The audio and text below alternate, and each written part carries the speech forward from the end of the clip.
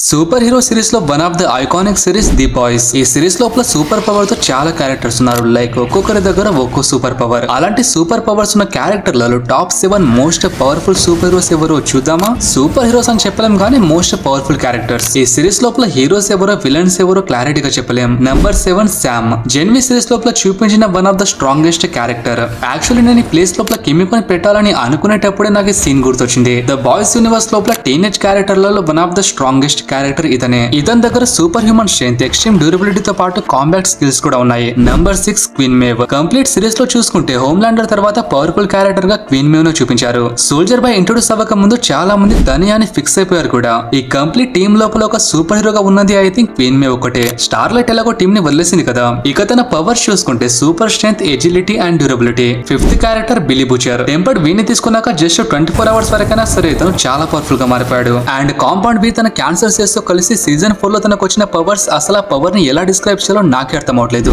తన బాడీలోంచి వచ్చే ఆ టెంటికల్స్ విక్టోరియా న్యూమన్ మధ్యలోంచి చీల్చి పడేశాడు. టెంపర్డ్ బి తో తనకు వచ్చిన power super strength, durability and laser vision. But season 4 లోపల తనకు లభించిన పవర్స్ గురించి నాకు కూడా అసలు ఐడియా లేదు. Number 4 stone front. హోమ్లాండర్ ని సైతం 1 vs 1 ఫైట్ లోపల ఓడించగలిగే సత్తా ఐ థింక్ ఈ క్యారెక్టర్ దగ్గర ఉంది. తన ఫాస్ట్ హీలింగ్ ఫ్యాక్టర్ తో తన ఒక immortal character and multiple super heroes తో సింగిల్ హ్యాండెడ్లీ ఫైట్ చేసి వాళ్ళని ఓడించింది కూడా. Super power lightning manipulation, flight, regeneration and super strength. 3rd character soldier bye. Just తన అపియరెన్స్ తోనే హోమ్లాండర్ ని చెమటలు పట్టేలా చేశాడు.